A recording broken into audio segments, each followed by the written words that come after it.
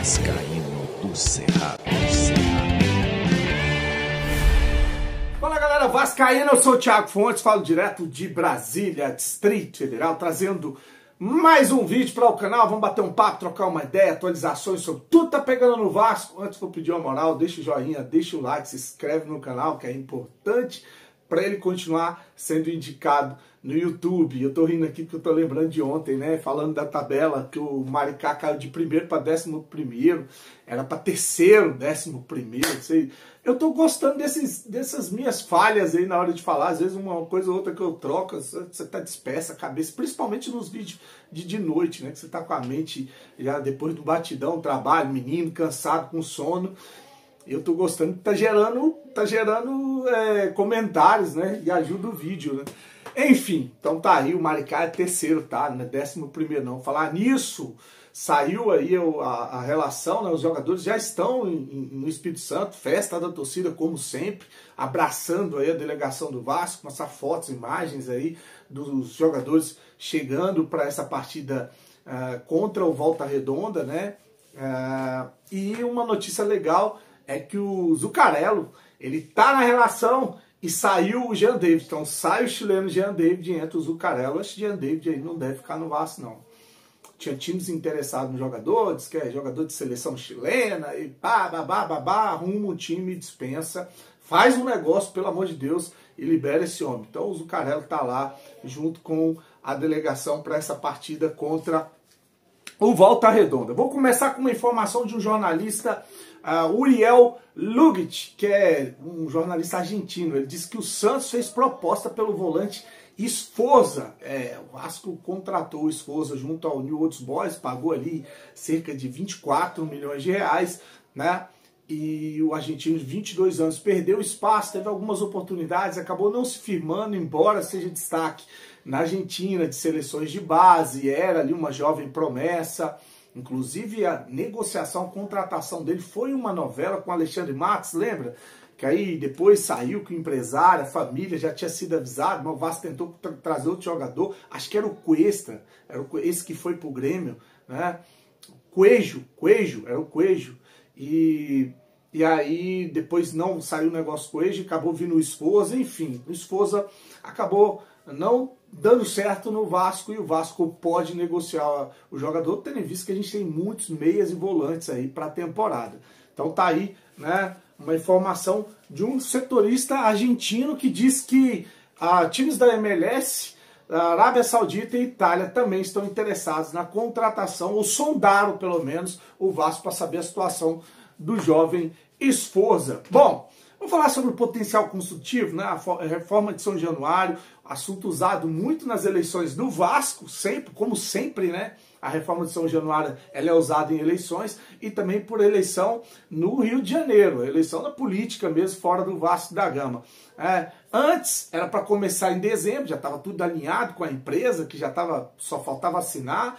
Aí no final, o Pedrinho veio em uma coletiva dizer que melou o negócio de última hora, né? Que a empresa deu para trás, e a nova expectativa, né, para a reforma de São Januário, para a venda do potencial construtivo, era que o Vasco jogasse, se despedisse do campeonato do São Januário, do Campeonato Carioca, do velho São Januário, e que começasse as obras antes do meio do ano. Só que detalhes burocráticos estariam atrasando o andamento do processo. O Vasco não estaria conseguindo compradores para o potencial construtivo. O que aconteceu? Houve reuniões e o prefeito lá, o Eduardo Paes, prefeito do Rio de Janeiro, ele diminuiu essas burocracias, e agora o comprador, o cara que comprar o potencial construtivo, ele vai ter o projeto aprovado em até 20 dias. Isso é para ver se dá celeridade nessas obras aí.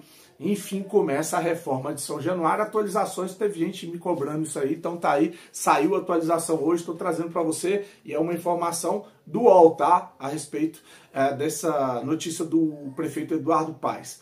Bom, acabou de fato as negociações envolvendo o Vasco, a América do México e o atacante Brian Rodrigues. Ele fica no México. Hoje, como eu falei, era o prazo limite. O Vasco reforçou a oferta, só que o Vasco reforçou a oferta muito em cima do prazo para o América do México.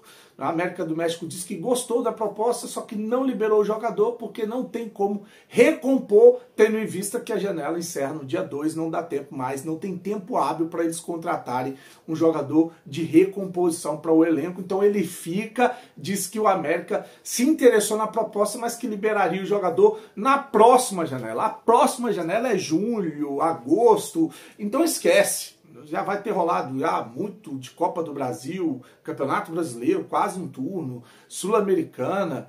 Então não rola, né? O Vasco não vai esperar, tanto é que saiu depois, logo em seguida, uma matéria no GE, no Pedrosa, aí foi todo mundo soltou isso aí, o Atenção Vascaínos, enfim, todos, né?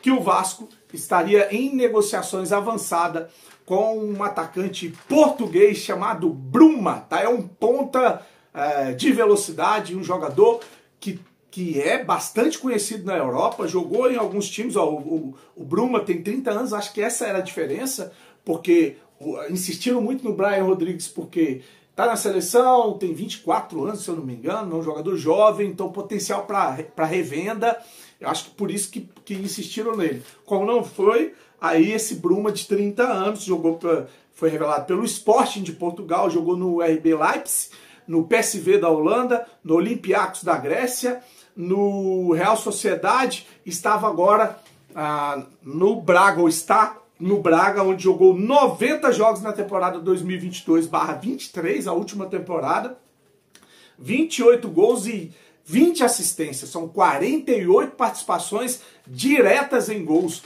De 90 jogos, ele participou mais da metade dos gols, ou mais da metade dos jogos ele participou ou fazendo ou dando assistência, tá?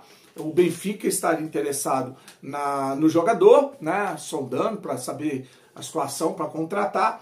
E o Vasco quer contratar de maneira definitiva, pagando cerca de 35 milhões de reais ao Braga para liberar o jogador. Então tá aí manchetes espalhadas por aí dizendo que o negócio está bastante avançado e que esse português chega para ser titular. Então, era o Brian Rodrigues, não deu certo, veio o plano B, e na minha opinião, aí eu quero a opinião de vocês, pelo que eu vi desse jogador, parece ser mais interessante do que o Brian Rodrigues. Acho que era uma questão de negócio, por isso que queriam o Brian Rodrigues, mas esse chega mais pronto, mais rodado, mais experiente, inclusive, não é avançado na idade, acho que está no auge ali, de 28 para 30 anos, você está no auge da carreira para um jogador de futebol, o cara tem 30 anos de idade, né? Um jogador que na última temporada fez bastante gol e deu assistência.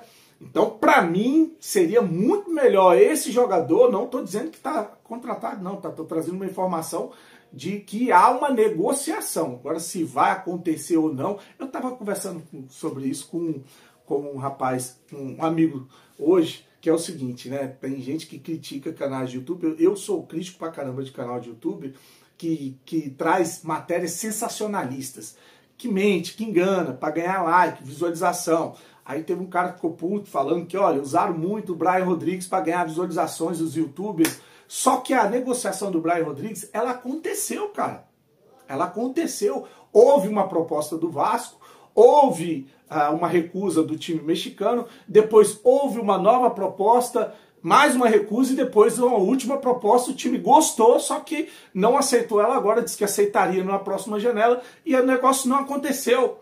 Então, quando isso acontece, eu não vou ficar fazendo papel aqui de terrorista, de falar que youtubers botaram. Eu não fiquei explorando essa notícia no canal, mas é uma linha que eu resolvi, tá, adotar.